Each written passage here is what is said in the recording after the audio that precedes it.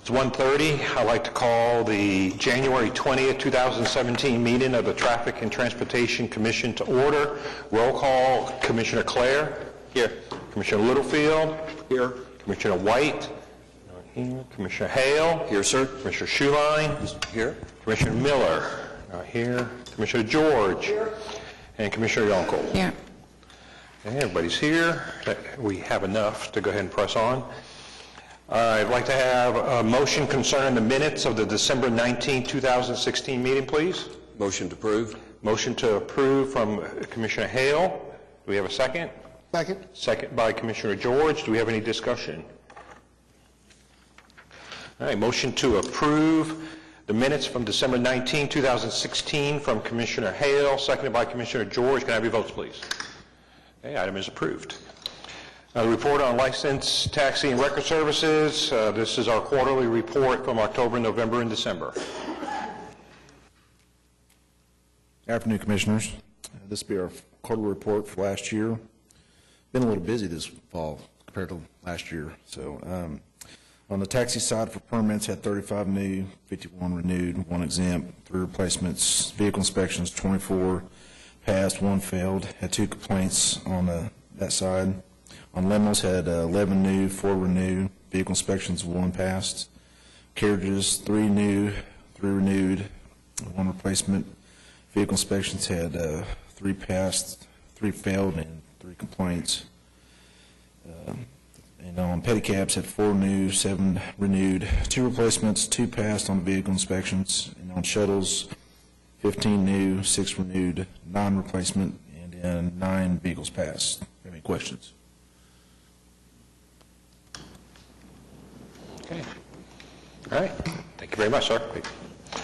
Okay, there's no items on the consent docket, so we go to item 5A, Michelle Wagner, Lopez Foods, Inc., and Traffic Management Division, to consider a request to, 1, change the speed limit on North Morgan Road between West Reno Avenue and Northwest 10th Street from 50 miles per hour to 40, or sub-item 2, change the speed limit on North Morgan Road between West Reno Avenue and Northwest 10th Street from 50 to 45 miles an hour. You have anybody here to speak on this item? Ma'am, if I could have your name, your address, you have up to 5 minutes, and I do have a form on you. Thank you. Hi, Michelle Wagner at 9500 Northwest 4th. Right down is where Lopez Foods is located. We had an employee killed at that intersection in November. There are a lot of wrecks there. The speed limit being on 50 miles an hour on Morgan Road for just that stretch, and people trying to get out on 4th Street. It's a T intersection, so you have to turn one way or the other. Actually, I'm not sure if this is enough. If you did lower the speed limit, I saw the recommendations probably 45 rather than 40, but it'd be something. We have over 65 semis per day that come to just our plant. It's a very industrial. We estimate probably over 100 semis come up and down that street every single day. Like I said, at least 65 are ours. Altogether, we have 1,100 vehicles a week in and out, not counting employees, and we have over 500 employees. So there's a lot of traffic. The biggest problem is trucks are unable to turn from Morgan Road onto 4th Street with a car sitting there. And so they have to sit, and a car tries to get out, and with that, people just speeding by, they can't get out. And that is how our employee was killed. A truck was sitting there, she couldn't see, and she finally went. And there was another semi coming. And so, but it's not the first wreck. We've had several employees that have totaled cars at that intersection just trying to get out there. And so hopefully if they were slower on Morgan Road, maybe it would help to exit that. But I do think in the long run there needs to be something else. That whole corner where the trucks turn is just ate up, tore up, collapsed. The curb's gone. Right now it's full of water, but it's very deep. It's probably about that deep where it's collapsed. It's just not made for that kind of traffic, I think. So anything you can do would be greatly appreciated. All right. Thank you. Thank you very much. Can we have staff input, please? All right, you've got our comments before you. A couple things I want to point out. We did conduct a speed study on this road, and as Ms. Lopez indicated, or I'm sorry, Ms. Wagner indicated, speed isn't necessarily a contributing cause to some of the collisions experienced. One thing that we did note that even though it's posted 50 miles an hour, we got a prevailing speed limit of 59. That would be the 85th percentile speed on this particular road. We ran a credible speed limit analysis on the roadway based on its on how it's structured and how development has occurred along this particular corridor, and we found a credible speed limit of about 43 miles an hour would be appropriate for it. So I know the applicant has requested a 40-mile-an-hour limit, which is consistent with the mile to the south, but 45 is probably closer to being in line with the 85th percentile for it. So answer any questions for you, and action on this item will be at the discretion of the Commission. However, the one thing I do need to emphasize is that a speed limit change does need to be considered, because with this being a curbed roadway section, 50 miles an hour is no longer an appropriate speed. It needs to be reduced. And that's why you've got the option to consider it for either 40, as the applicant has indicated, or 45, which would be closer to the credible speed limit. Answer any questions you may have. Question.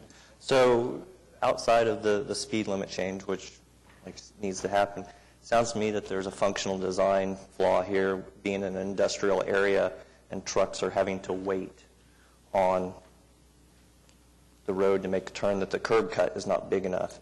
Has there been any discussions, or can there be any discussions with Public Works to look at that intersection? We can probably address that. Right now we're in the process of collecting projects to be included in our 2017 general obligation bond, and I think after hearing from the applicant, we'll probably go ahead and turn this project in for inclusion on that list. I don't know if there's funding available to do anything in advance of that, because I don't think that, well, I'm not aware of any funding sources that could be tapped into to pay for a reconstruction like this.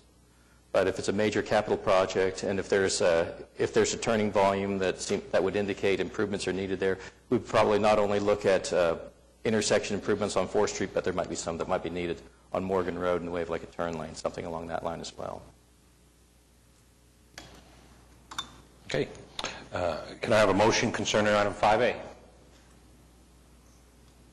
Make a motion that we reduce the speed limit on Morgan Road and the parameters set forth from 50 to 45. So sub-item 2. Yes. So a motion from Commissioner Hale to approve item 5A, sub-item 2. Do we have a second to that? I'll second. We have a second by Commissioner Schuline. Okay, do we have any talk on this item? Yes, ma'am. I know we're stretched all the time, but what about enforcement once the change happens? And a feedback device, anything that really, I mean, I don't know if the business would be willing to fund a feedback device on speeders, but it sounds like just a change of sign might not be adequate here after listening. I mean, what can we commit to on enforcement, for how long, what do we need to do there? Well, before we talk about enforcement, we do have if it passes. Yeah, we've got a driver speed feedback cart that we've got a couple that we can work into our schedule to place. So, I mean, they could be placed in close proximity to the new speed limit signs. Because typically when the new signs go up, we'll post a temporary plaque above them that just reads new, so drivers are aware that there has been a change to the limit, and we can leave those out there. They've got a battery life of about a week before they need to be brought back in and recharged, but we will certainly do that. I saw one the other day where it actually repeated the speed and then said slow down when I think it was outside of Oklahoma city limits, but it was pretty impactful. I mean, as the one that we have to offer, it just repeats the speed, and or is there just one version? Well, the way they're typically set up is they will reflect your speed back up to a certain point, because some individuals may be tempted to see how high a reading they can get off of a device like that, and which is why that after you reach about, at a user preset limit, the message changes from reflecting their speed to a warning like slow down or something like that. And beyond a certain point, it blanks out entirely because it's pointless to provide any feedback at that point. And, sir? I've already made note of this on the current speed limit and what Mr. Chide said about 59 being the average speed driven. I'll get it to the appropriate divisions as well as our traffic units that work that and make sure they're aware of it and step up enforcement. Will those efforts happen after a posted change or before? Because it sounds like even getting them down to 50 right now might be a good place to start. I'll send it when I get back to the office. I'll send it out, so it'd be. And then we'll resend it when the posted change occurs. Right. Excellent. Right, because at this point in time, it would probably be a week or so, maybe 2 weeks before the new signs are up on that road. It doesn't take very long. Okay, any other talk on item 5? Yes, sir. I would just make a comment that I mean, the 45 motion was made, and that's fine if everybody wants to go with that, but I would be fine with going to 40 myself. I don't know how the rest of the group feels about it, but to be consistent with the mile north, or the miles north, I guess, are 40. This area has, you know, I used to live just not far from there at all, and it was fields, except for Lopez Foods, pretty much. And now it's pretty developed area, semis having to come to stop and stack up on the roadway. I mean, 40 to me seems fine. It doesn't seem too slow, you know, even though the literature, the numbers come out at 43. I'd rather err on the side of below 43 than above 43. If the road should be 43, why 45? So anyway, that's, you know, I would be fine with 40, just so you know. So I won't vote against this, but I would prefer a 40. So. Okay, any other talk on 5A? Yes, sir. I have no issue with 40 either. Okay, any other talk on 5A? I would agree with 40 as well. So would I. Okay, so before we go press on, let me go back to the motion maker here. Before we change any motion, Stuart, what is our rule of thumb generally going from when you've got an 85th percentile at 59 down to 40? Is that too much of a drastic change? Well, considering the mile to the south is posted at 40, and this one's posted 50. You know, the one thing, if you look at the speed distribution on the spot speed study that we conducted, I mean, currently today, if there was really, irregardless of how the thing's posted, right now, 2% of drivers are driving 40 or below on this road. When you look at 45, you're looking about 19% of drivers are driving at that speed. Even at the posted limit of 50, you're getting 47%. So, you know, the sad part is you've got about 10% of your drivers are traveling 60 or better on this road. Now, granted, we don't have a huge sample, but we have a statistically significant sample for purposes of reporting. If making sure that you get compliance is an issue, you know, setting a speed limit as close to a credible limit as is possible is always recommended, because, you know, if you post a limit on a major arterial, something along this line, which looks like it's to be driven in the neighborhood of at least 40, 45, chances are the speeds are going to run higher than what you're hoping for. I mean, posting it at 40 would probably, you know, there's nothing wrong with it necessarily. I just don't think that you'll get the compliance results that you're hoping for necessarily. It's kind of a judgment call on your part at this point in time. But, you know, we can, you know, combined with efforts from the police department and driver education using our driver speed feedback signs, we might be able to make some improvements. But if we get a chance to report back on something like that, if there's time before the next commission agenda, we can report back on, you know, follow-up speed surveys in the area. I would just feel more comfortable at 45, and I understand the concerns, I really do, but you're talking basically almost a 20-mile-an-hour drop from the 85th percentile to that 40-mile-an-hour. I just don't see that happening, I mean, without a lot of enforcement. Okay, any other talk on, ma'am? We're going to need a lot of enforcement regardless of 40 or 45 so just to consider that.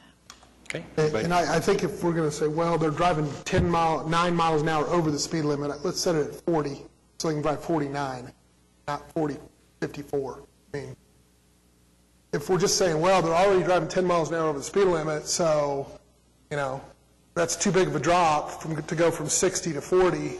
I don't know. If we're just going to think, well, they're going to be driving 10 miles over, I'd rather be driving 10 miles over 40, try 10 miles over 45. You know, and huge tragedy 2 months ago. I don't know. 40 seems a better choice. Okay. Any other discussion on 5A? Okay. We have a motion from Commissioner Hale, seconded by Commissioner Schuline, to approve item 5A sub point 2. Can I have your votes, please? 1, 2, 3, 4, 5. Item is approved. Okay.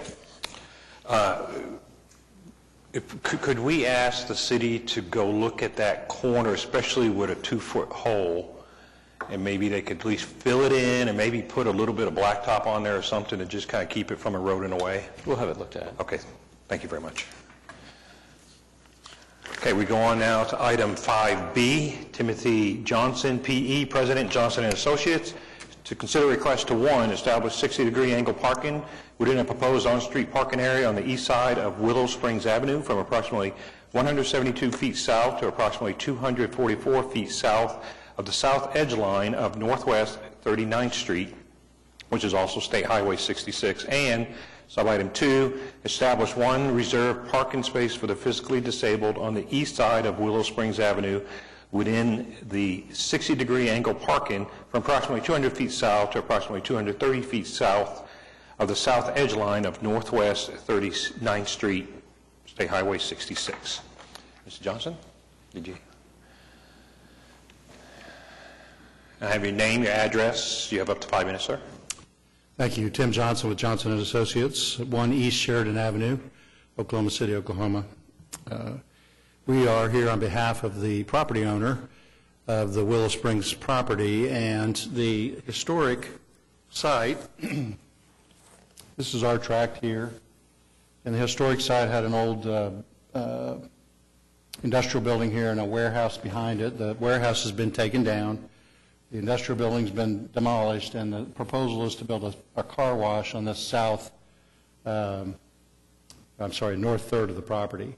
You can see by this picture that there was historically angled parking on Willow Springs, and so the owner wanted to recapture that, but it's also in conflict with the proposed new driveway. So here's the same orientation. 39th Street's on the bottom of the page.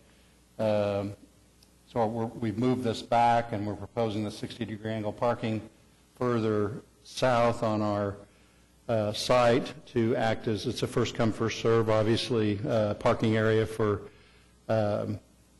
suppliers and workers for the car wash. Under the ordinances, the car wash vacuum spots can be counted as part of their parking spaces to meet the square footage requirements for the building. They would like these additional spaces to free up as many of those vacuum spots as they can have freed up. So, and we do concur that a ADA space should be provided and have included it in the site plan we've submitted. So with that, I'd be happy to answer any questions. All right. Thank you very much, sir. Staff input? You've got all our comments before you. One thing in this particular case, when you're looking at angle parking on Willow Springs Avenue, we want to flag to your attention that this particular street is 36 feet wide, so you've got 18-foot lanes for maneuvering purposes. They're providing depth for these angle parking spaces, which meet our current off-street parking standards. They're proposing an accessible space for the physically disabled, which would be in keeping with recommendations in the from the Americans with Disabilities Act. So action on this item is going to be at the discretion of the Commission. Since these parking spaces are going to be in a setback location on Northwest 39th Street, if the Commission recommends it for approval, it should be recommended subject to dedication of public right-of-way or easement sufficient to cover the proposed parking spaces and the required 5-foot sidewalk adjacent to the parking area. And I'm happy to answer any questions you may have. Yes, sir. We are aware of the easement requirement and agree with it. Very good. Okay, do we have a motion concerning item 5B? Move for approval. We have a motion to approve from Commissioner Littlefield. Do we have a second? Second. Second by Commissioner Clare. Do we have any discussion? Just a moment. The motion does include staff input? Includes staff input with the space provided for right-of-way for sidewalk, correct? Okay, and the second does include that? Yes. Okay, very good. Okay. Any talk on item 5B? Okay, we have a motion to approve item 5B from Commissioner Littlefield, seconded by Commissioner Clare, and the motion does include the staff inputs about easements. Can I have your votes, please? Item is approved. Okay, we go to item 5C, Timothy Johnson, P.E., President Johnson & Associates, to consider a request to establish a reserved parking space for the physically disabled within an inset parking area on the west side of North Stonewall Avenue from approximately 55 feet north to 80 feet north of the north curb line of Northeast 6th Street. Mr. Johnson, again, you got 5 minutes. Thank you. Again, Tim Johnson on behalf of the applicant. In this particular case, the applicant is the Urban Renewal Authority. They are still the owner of this property. This is north of the Paige Woodson School that's being renovated and redeveloped south of 6th Street. So this is what we're calling Paige Woodson Phase 2. As part of the Paige Woodson Phase 1, there's on-street parking proposed along Stonewall there. This is a pattern that Okura wants to continue up Stonewall. So we're including that as part of these construction plans. And because it's on-street parking, obviously the staff has the right to permit that. We're here primarily for the ADA space required and recommended, and we agree with it. But again, these will be housing for the, really catering to the students at OU Med Center. And they've done vignettes with the students and have picked out what they like and have included in here in a very interesting mix of project here. I'd be happy to answer any question. Okay, staff input, please. All right, you've got our comments before you. In this particular case, staff can recommend approval of the request as it's been presented. You have a motion concerning item 5C. Motion to approve. Motion to approve from Commissioner Clare. And a second? Second. Second by Commissioner Schuline. Any discussion? Okay, we have a motion to approve item 5C from Commissioner Clare, seconded by Commissioner Schuline. Votes, please.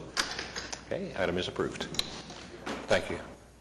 We go on now to item 5D, Brent Hobro, Vice President, Alice Manufacturing Company, to consider a request to establish 90-degree angle parking within a proposed on-street parking area on the west side of North Copper Avenue from approximately 740 feet west to approximately 805 feet south of the south curb line of Northwest 50th Street. Do we have anybody here to speak on that item? Can we have staff input, please? Okay, you've got comments before you. Essentially, this is a continuation of a case that was originally presented to the Commission back in November of 2015 when they had made a request for 90-degree angle parking basically towards the southern end of their property. This is basically a continuation of that same thing to the north end.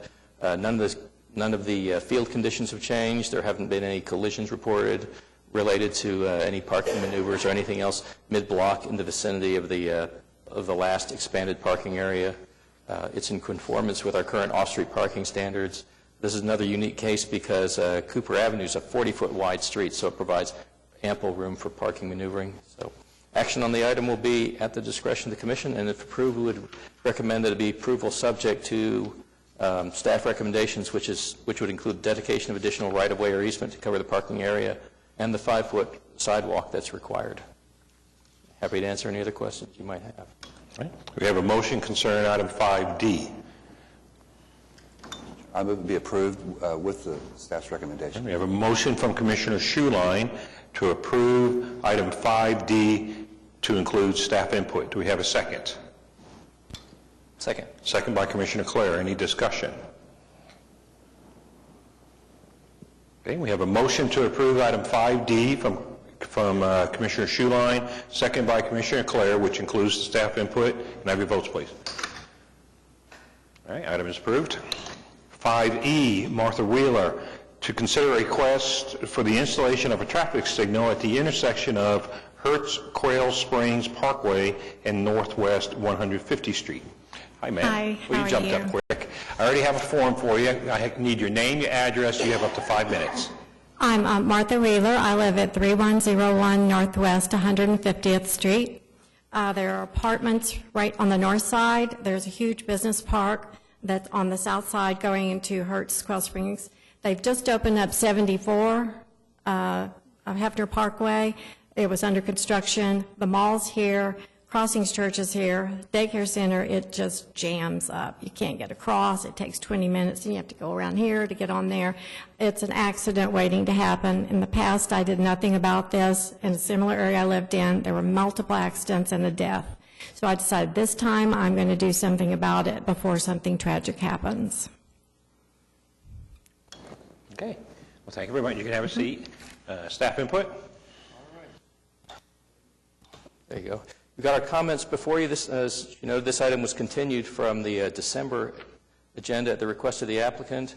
I'll just run through a few comments. On page 2, we talk about, we make some reference to the decision site distance available at the intersection.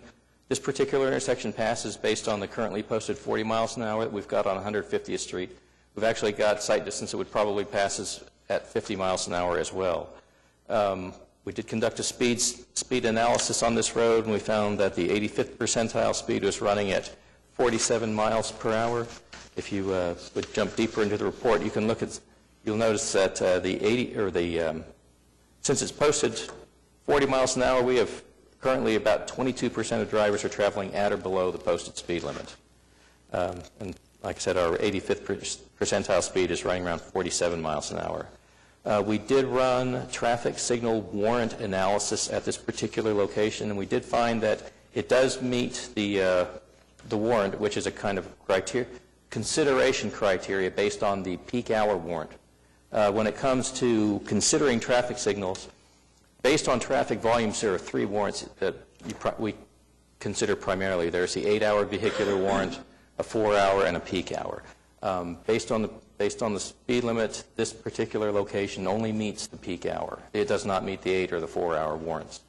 We've also got an item, and granted it doesn't necessarily have any bearing on this one. We've got another request that follows on the heels of this one for a traffic signal that's located further to the west at Columbia Drive. The biggest issue that we see with respect to putting in a traffic signal at this location, you can find on page 19 of your staff reports, and it's the alignment that there is across 150th Street between Hertz Quail Springs Parkway and the driveway that comes out of the Bryant Apartments. The alignment, as you're exiting northbound on Hertz Quail Springs Parkway, the northbound lane closest to the center median faces the outbound lane coming out of the apartment driveway. There is not anything that lines up with the inbound lanes, which are just on the west side of that median, coming out of the apartment driveway. To signalize an intersection like this, because that apartment driveway really isn't something that can be moved. It comes out in between 2 buildings, and there's really no means to realign it. To signalize an intersection like this, you'd be looking at reconstructing Hertz Quail Springs Parkway to somewhat better align with this. But of course, you'd also be taking what is probably generally used as a 4-lane facility and dropping it down to a 2-lane facility. So as far as using signal control at this, the geometrics don't lend this intersection to use for signalized traffic control.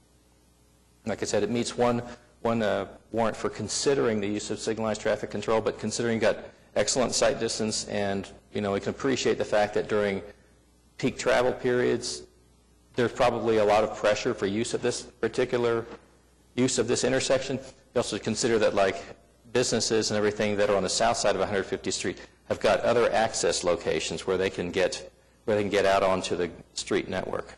And I believe these are shown. Let's see these are also illustrated in the staff report. Yeah, these are shown on page 11 of the staff report.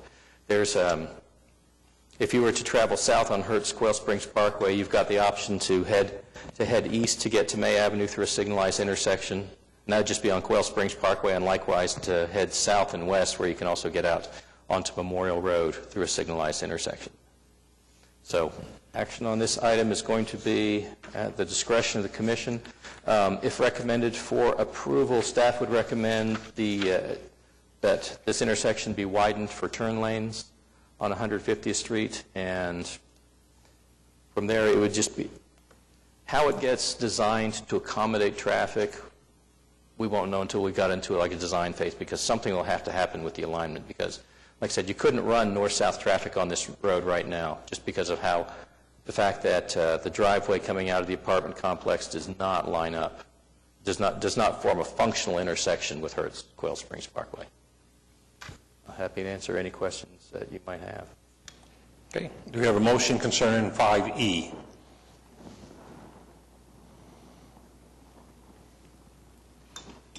Make a motion to disapprove.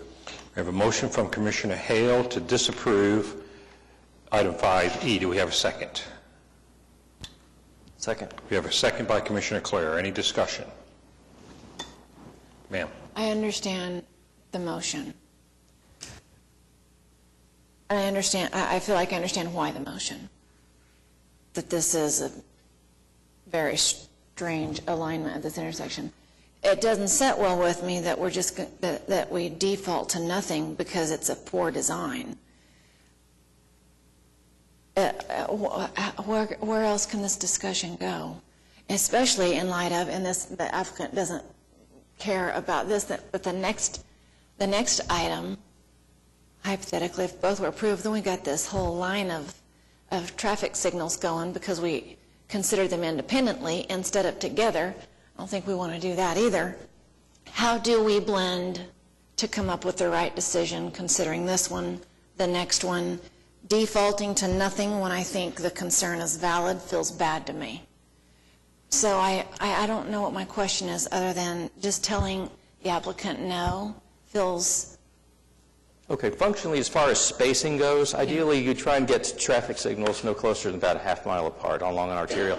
These right here would be, you've got about a half mile in between this one and the application for the next one over at Columbia Drive, but you've also got about a quarter-mile spacing between Hertz Quail Springs Parkway and May Avenue, and likewise over at Columbia Drive, you've got about a quarter mile there. So as far as signal spacing goes, these are probably at, about as close together as you'd want to get them.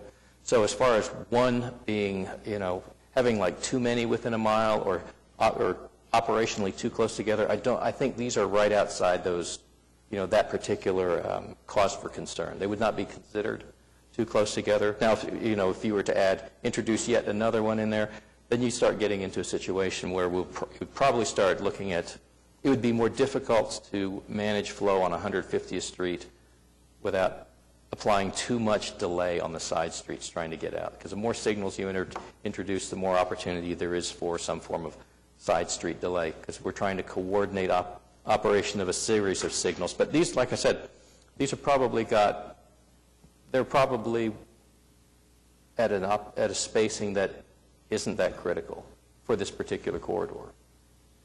But it's not an easy decision, because you're looking at trying to make put together a safe and high functioning intersection at a location where the geometrics just don't lend itself to being signalized. The only way we could operate something like this, if nothing was changed at Hertz Quail Springs Parkway, you would have to operate the green phases for north and south probably separately from each other, and then likewise for left turns from 150th Street in without a left turn lane. It doesn't function well. I mean, if you're going to put a traffic signal on a main arterial, the public expectation is there will be left turns from the arterial will be accommodated. So you have to be looking at doing some widening work on 150th Street. But like I said, in and out of from Hertz Quail Springs Parkway and from the Bryant Apartments, those phases would have to be run separately. Northbound could never be run at the same time as southbound. Ideally, if we had full leeway with something like this, the driveway for the apartment complex should be relocated to be someplace other than opposite. Opposite this Quail Springs Parkway. The downside is that we're not really in a position to instruct an apartment complex to change their access points. hope this makes sense. Typically don't. There is a light at May, and there's another item coming up to consider at Columbia Drive. What, is there a calculation at the posted speed limit with a distance of 1,800 feet? If two lights can be synchronized in a way, would it be at all possible to synchronize those lights where traffic could pass the intersection in question for a brief enough period of time to give people there a break? 1,800 feet, 2,200 feet is quite a distance, but how long would that light have to remain red at May on 150th Street to have the majority of traffic pass the intersection in question is what I'm asking. Right, I hear your question. I don't think that causing an interruption at May Avenue would necessarily improve access conditions for the apartments because, like I said, the only time that we meet a signal warrant is during the afternoon peak hour. And at that point in time, the side of the intersection that's contributing the heaviest amount of traffic into the intersection is coming out of Hertz Quail Springs Parkway. Ms. Wheeler lives in the apartment complex on the north side. So they would, even if there was a break created coming from May Avenue, it would be probable that the drivers exiting from Hertz Quail Springs Parkway would likely be taking advantage of that. Okay. Any other talk on item 5E? Ma'am? I would just like clarification. When you said those users of the Hertz Quail Springs Parkway had different ways to go, what is your, help me understand that comment better. I mean, I understand they can go other directions, but if that is their way that they're going to use it regardless of what their other options are. Well, and it's dependent on your destination. I mean, if you're a Quail Springs Parkway user and you're northbound and your intent is to turn right, whether there's a signal there or not really doesn't have that much bearing on your decision to use it. It's during those times when 150th Street is busiest that you may experience a delay longer than what you want if you're coming out and you're attempting to turn left across heavy traffic. Then it may make a bearing on your decision. At that point in time, you may decide to go south and east, get onto May Avenue where you can use a signalized intersection and then plot a route out from there. So coming from the businesses that access Hertz Quail Springs Parkway, they do have access to the arterial system through signalized intersections. So that's what I mean. They've got other alternative ways in and out. I mean, if you're just talking in terms of residents from the Bryant Apartments, they have just a single driveway, and they just happen to be opposite, a very heavily used side street.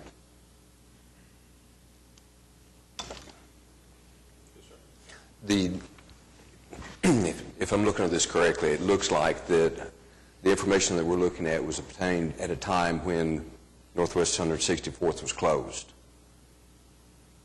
off from Highway 74. Is that correct? It may have been, yes. Okay.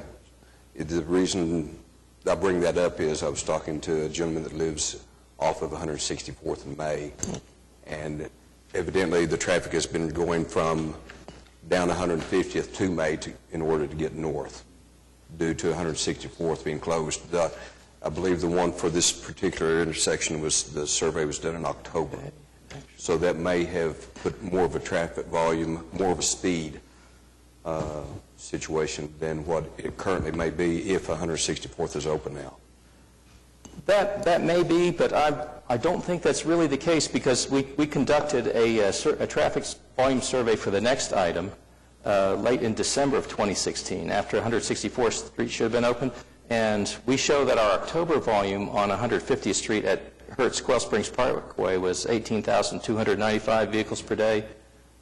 A couple months later, late in December, when we conducted our study for the next one, that was running at 18,080 vehicles per day. So as far as a substantial traffic difference goes, over the course of a few months, we did not find that. So was 164th open during the last one in December? That I honestly could not tell you. Okay. The other concern I have as far as these, both items, as a matter of fact, is some more regulation. If we've got it posted at 40 and they're running down 47, that's going to affect the ability to enter onto 150th. So evidently we need some enforcement. Ma'am? Is the alignment kind of the main reason that you don't like this light here? I mean, if they were lined up as, you know, as they should have been, would there be more cause to go ahead and It would give be this light? it would I be mean- easier to recommend something like that for your consideration, but right now, you know, the geometrics are just, Yeah. they don't lend themselves to almost any kind of traffic control. Yeah. You know that on May and Stony Brook, or I'm not sure what it is, between 122nd and Hefner, where you have the Brahms, you know, you have a light for the Brahms, and then you have a light 100 feet further, which is even worse than this. You had to put up two separate lights. Or this one seems like it would, even though the east and west would have a big gap between the stoppage on 150th, it seems like that you wouldn't have to north and south separately. I mean, you have for the people coming out of the apartment complex would be turning left. Is that, if they were turning left, would that be the reason that you'd want a north and south stop? Or I don't see why you would need the north and south to be separately signaled. Well, the way that the intersection's lined up right now, there's just a single undivided, well, it's a narrowly divided driveway that comes out of the Bryant Apartments, but both lanes on that line up with the northbound lanes of Hertz Quail Springs Parkway. The southbound lanes don't line up with anything. Right. So I mean, if you were destined to make to head straight from the apartments across, you would basically be making an S-shaped curve as you went all the way through the intersection. Yeah, it's just. And if you're northbound and you're intent to make a left turn coming out of Hertz Quail Springs Parkway, you'd be looking straight into, you know, the windshield of a southbound vehicle coming out of the apartment complex. Right, that would be turning right or left, yeah. Yeah, it's just exceptionally awkward. Okay, ma'am? You had something earlier. I guess I'm just wondering, since these are neighbor applicants, not even knowing they applied, does more time and consideration, does it warrant just giving it a little more time for their evaluation now that we have these two neighboring applicants? Can anything be solved by just looking at this a little longer before an answer is given, or is that even possible? Well, as far as the recommendations go, they're going to remain the same because all we're looking at is we're just conducting analysis based on the geometrics of the locations and whether or not they meet any of the warrants for consideration. You know, if these were very exceptionally tightly spaced intersections, like they were under a quarter of a mile apart from each other, and they're going to have an influence on each other, then maybe there might be something that might be more critical to your decision-making process, possibly then. And then you'd probably be looking at the one that might meet more warrants or might exhibit a greater need than the other. But in this particular case, you know, with them being over 2,000 feet apart, chances are they're not. But I understand where you're coming from because, you know, it's just happenstance that we've got two applicants that are on the same road, you know, in between the same, you know, within the same 1 mile stretch. Okay. Anybody else? Sir? Last question, I guess. If the next one happened to get approved, that would give some relief to this intersection, wouldn't it? I mean, if that light goes red, it's going to cause at least somewhat of a break for this intersection, more so than now anyway, wouldn't it? I mean... Well, at this point in time, I mean, if Ms. Wheeler wouldn't mind answering, you know, talking about how, you know, getting in and out of the apartments, I mean, what seems to be the biggest issues that you have? I like what you said about widening the road. That might give more lanes for the people to travel if it is at an awkward angle. That could be another alternative. but it's when they opened up the Hefner Parkway that was under construction for quite some time. I mean, the flow of traffic, it's just unreal. And all the homes are out north that way. And then they're building even more buildings just south of that on Hart's Spring, or Quail Springs Road. So there's going to be more of a flow. And, of course, the mall's over there. And it's just, it's all the growth has overwhelmed that area. And we're like, what do? We weren't expecting this, and I just don't want to have to view a bunch of accidents and deaths on roads like I had the last time I lived in an area with this going on. So just something's going to have to be done. I don't know if a light can't be. You might talk to the apartment complex about what they could do. I know other residents have been complaining too. Or widening the road could be a better alternative, but definitely something's going to have to be done if other people in the area are complaining too before something really bad happens. Okay, but as far as your access concerns go, is it getting in or exiting? Both. Both. Because they just stop and nobody can get this way, nobody can get this way. We can't go anywhere because there's just too much traffic. So, and I know this used to be out in the country, no more. So I'm just asking for your help. Yes. I'm just making a comment, but purely the geometry and hypothetically, this is the kind of thing where my eyes see a traffic circle or a roundabout solving a huge problem. I don't know how that could ever be accomplished, but to me, that's the solution for a situation like this. And may I add that someone had mentioned that the bombs, they just have a light, at an awkward intersection. I've seen lots of lights at awkward intersections that really don't seem to have that much traffic. So I'm just trying to prevent something really bad happening. Okay, thank you very much, ma'am. Okay, any other comments, discussion on item 5E? Yes, ma'am. If others share the concern, has a group approached the apartment complex to see if there's any rerouting? I mean, you have or you will? Ma'am, if you could come up and talk into the mic, thank you. Appreciate it. Yeah.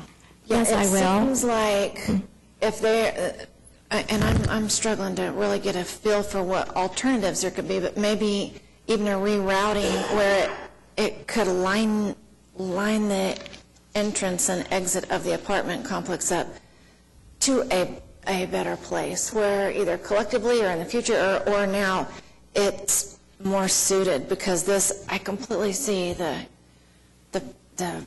alignment problem where a light might actually be worse than what you have right now. Maybe I'm speaking out of turn by saying that, but forcing people by lights to go head at each other feels bad to me.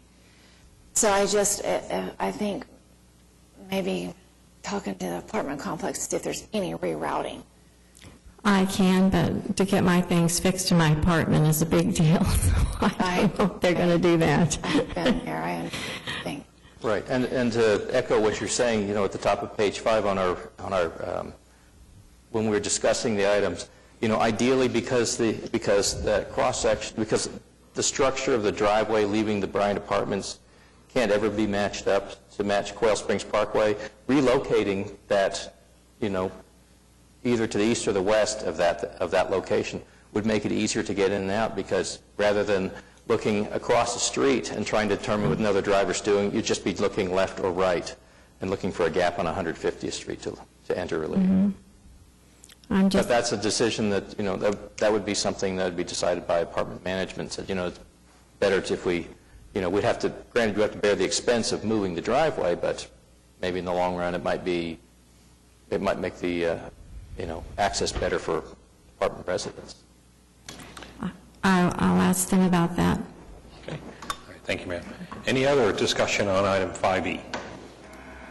Okay, we have a motion to disapprove item 5E from Commissioner Hale, seconded by Commissioner Clare. Can I have your votes, please? Okay, item is approved, which is to disapprove, item 5E. Okay, we go on now to item 5F. Jeff Berry, he's the security director, Crossings Community Church, to consider a request for the installation of a traffic signal at the intersection of Columbia Drive and Northwest 150th Street. Anybody here to speak on this item? Can we have staff input, please? All right, you've got our comments before you on this item. In some ways, it's similar to the one you had just considered, in as much as, we've got a 40-mile-an-hour posted speed limit on 150th Street, and the 85th percentile is running in the neighborhood at this location of about 48. Unlike the last application you just considered, Columbia Drive is not opposite anything else. So it's just a T intersection, and drivers have got the ability. They're not looking at conflicting traffic that's headed, also trying to enter 150th Street from the north side. But the only thing that really kind of separates these two is the fact that on Columbia Drive, you've got about 532 feet of decision site distance looking to the east, which passes based on our 40-mile-an-hour speed limit. It won't pass at higher, had the speed limit been posted higher, but, we've got an 85th percentile speed that's running upwards of, 48 miles an hour. Aside from that, based on evaluation of the intersection using the 100% warrant, traffic volume warrants in the manual and uniform traffic control devices, the intersection does not currently meet any warrants for signalization. If it was evaluated at a higher speed limit, that reduces the numbers that are required in order to meet warrants for signalization. In which case, this particular location, if evaluated at greater, based on the higher speed, would probably meet three of the nine signal warrants. Action on the item is going to be at the discretion of the commission. We don't have the benefit of an applicant to discuss the item. Okay, can we have a motion concerning item 5F? Motion to disapprove. We have a motion to disapprove item 5F from Commissioner Hale. Do we have a second?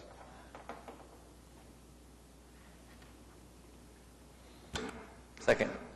I'm sorry, sir? Second. We have a second from Commissioner Clare. Do we have any discussion on item 5F? Is there any possibility that this light could give some relief to Hertz Parkway? Being a half a mile away to the west, I wouldn't think not as much. And like I said, the applicant in the last case was, they're constrained to use a single driveway coming in and out of the Bryant Apartments, and the biggest issue that they probably experience is conflict with the much heavier volume that comes out on Hertz Springs Parkway. Not so much picking gaps on 150th Street as they are, it's competition from the south. Okay, ma'am? I might have missed this in the reading.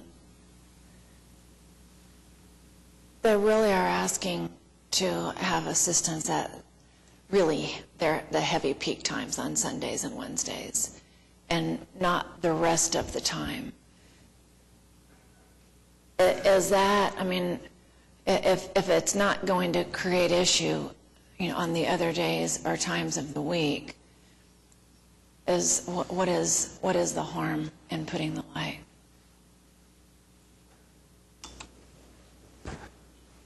It just seems like that if you put a light there that's full-time, it may be put there for Sunday morning, Sunday night, and Wednesday night, but it's going to tie up traffic throughout the whole week. And these same people that now can or come up to the approach the intersection, they can get out on 150th without waiting for a light. But if you put a light up there, you're going to inhibit their ability to pull out waiting on the light. So throughout the whole week. It's asking for a blinking yellow light throughout the week, where only they are controlling it Sundays and Wednesdays, but it's not controlling traffic throughout the week. Am I misreading that? Yeah, no, this is an application for a traffic signal, not for a warning signal or anything along that line.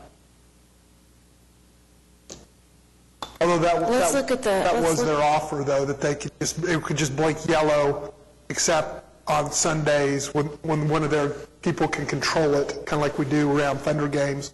These guys control them.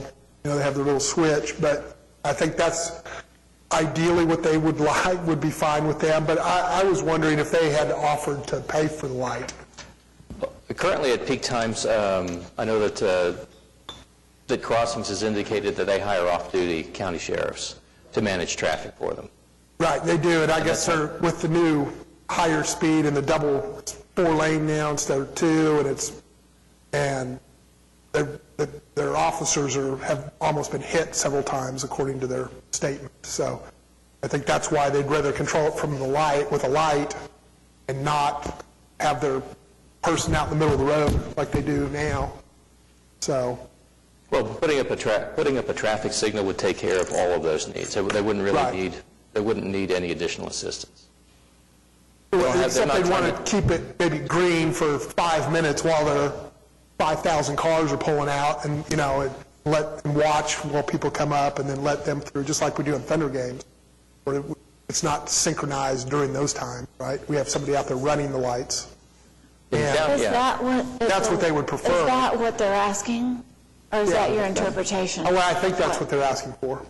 Well, when you, a traffic light that flashes yellow most of the time, that we would control Sunday mornings and Wednesday evenings. Right. I'm interpreting that when we control it means we then turn it on and it starts regulating traffic accordingly. Oh, I figured it. See, that's my interpretation. I'm not saying yours is wrong, but I'm saying this is a little subject to interpretation. I think we need to understand. I'd like to have the applicant here to ask what exactly are they asking for, because I'm reading this as though they don't want to control traffic all week long. They would like some assistance on their peak, because those peak times are significant at that intersection. But I feel like we're having different interpretations of what they're asking for. Could we put this off a month and... Yeah, the items can certainly be tabled, and we could make a request, because I know the applicant contacted us in advance because they'd seen the staff report, and I think they might have been under the impression that it basically decisions had been made, but, you know, it's never the case. I encourage them to come out and talk on behalf of their item. Well, and if we were to ask them to come back, I would like to have a follow-up on Commissioner George's second question about if this is important to them to control their traffic, then who's going to be bearing the cost of this? I would be more in favor of approving something like this if the applicant were willing to partner in some way with the cost, if not completely. Because right now, there is an actual way that they're taking care of that traffic. They put some cops out there and they monitor traffic. They're looking for a more automated system, and as far as the city would be concerned, it's not a problem for the city. They have a solution out there now, and it's okay with the city. If they want an automated solution, well, then it would maybe be on them. Right, and the yellow light they referenced, the flashing light, there's an intersection warning signal that's out there. It's just a yellow diamond warning sign, indicates that there's an intersection approaching, and it just flashes 24/7. It provides it serves no other purpose than to advise drivers that they're coming up on an intersection. That's its sole function. So this what you're being asked for is a fully actuated traffic signal. Right.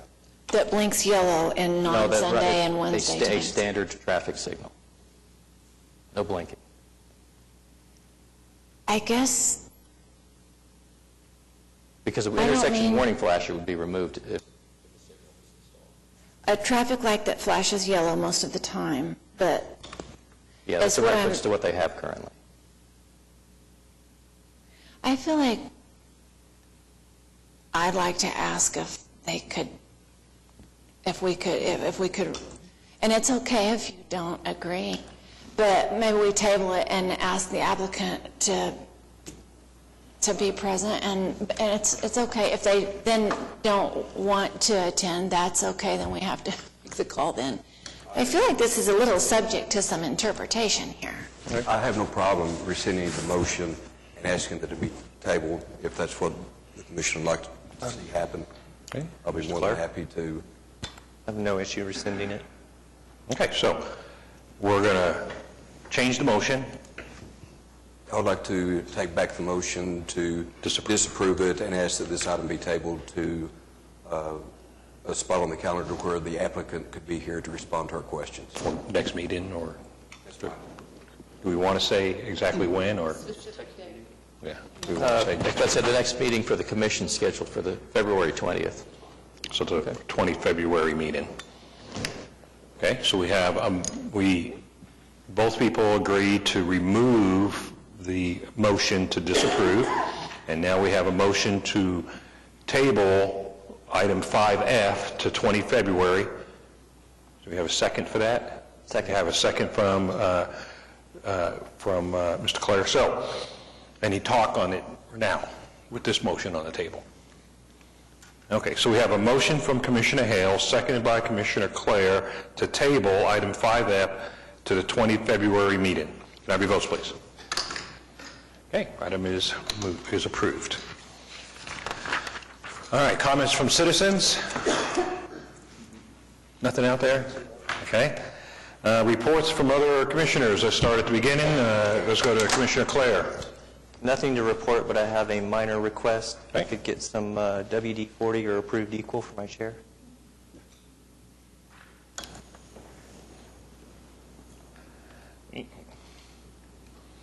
Okay. I apologize for not putting my mic on. You probably all liked that. I have no report from the Traffic Calming Subcommittee, but I am hopeful that we'll hear something soon on the Traffic Calming Subcommittee's work, the Public Works, with the traffic calming policy. I haven't heard anything from Mr. Wenger, but hopefully, maybe soon we will. Oh, do we have an update or anything, sir? We are still working on it. We've been actually looking at some other policies from other parts of the country and trying to blend something in together. It's a much more daunting task than it appears, because when you're trying to figure out how, there might be a private-public partnership and how that involvement process is going to work, it's still very much a work in progress. We appreciate your work. Thank you. And we're patient. Thank you. All right, let's go on to Commissioner Hale. Nothing to report, sir. To Commissioner Schuline. Nothing to report, sir. Commissioner George. Commissioner Yonkel. Do we have anything more from you, sir? Okay. Counselor? I am excited to be working with all of you. My name is Rita Douglas Talley, and this is a very interesting group. Okay. So thank you for allowing me to work with you. From what we hear, you've been in the city lawyer's office for a long time, and through normal rotation, you're now with us, right? Is that how it kind of works? Okay, very good. Very nice having you. Just before we go to staff, I got one point for everybody up here. I don't know if you read it, but in Wednesday's paper, there was a point of view, and it mentioned taxis, and it mentioned Oklahoma City's grade of a C when it comes to taxis. Not the Uber and Lyft stuff, we're talking just the regular taxis.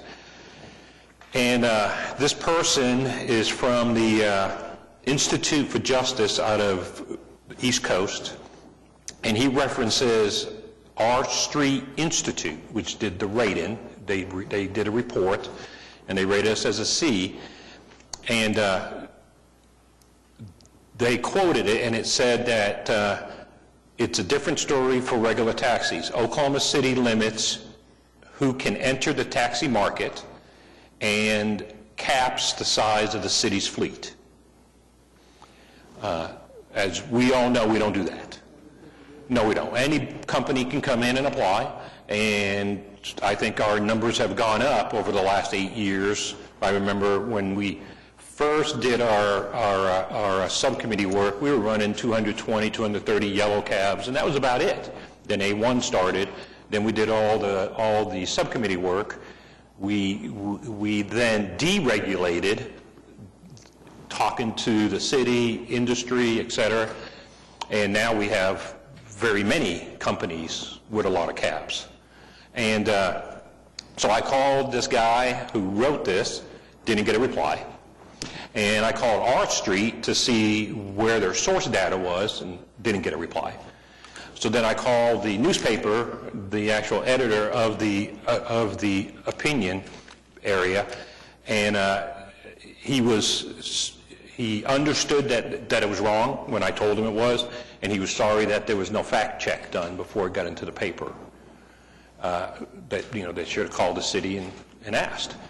So he did recommend that I write a little letter to the editor, and I will. I'll write it over the weekend, just saying, hey, I tried to fix it all, find out what's going on, but we don't do it that way. We're open, and we don't cap. So just wanted to let you know that did happen, and I will engage to make sure that our citizenship know we've worked really hard as a city to open up the taxis for fair competition, et cetera, better service to our actual citizenship, which is what they were talking about. Because they said, it gives to Oklahoma City a C for its taxi friendliness because we artificially limit supply in the manner that undermines competition and ultimately hurts the consumers. And that's just not fair that they say that when it's not true. So I tried to fix it, with no callback, and so I'll just fix it so at least our citizenship will know. Okay. We do regulate who comes in, we just don't have a cap, isn't that right? Well, the words were that Oklahoma City limits who can enter the taxi market, That's a little tough, yeah. Yeah, limits and then cap the size. So yeah, both areas. We don't limit who comes in. We don't cap, for sure. We don't cap, and the only limits we have are some basic paint filing stuff that they have to do. Insurance. Okay, hold on one second. Am I not correct that when we were having the discussion with the Uber and Lyft folks coming in here before the state decision, didn't we even make it a more even playing field, even reduce to some degree a couple of requirements that they needed to meet? We did mention it, and they were going to incorporate a few items in the rewrite that's currently going on. Yes. I think we made it even more fair. Well, the basic thing is 24-hour coverage, dispatch center, you got to have 5 cabs, and you got to have the insurance. And I think that's basically what we need for all these different companies. And then licensing and all the stuff that we do to make sure it's safe. So I'll just write something to just say that that's not true, and I tried to fix it, and nobody's calling me back. Okay, staff input? Nothing else to add today. Okay. Anybody have anything else? Okay, can I have a motion to adjourn? Motion. Do we have a second? Second, all votes? And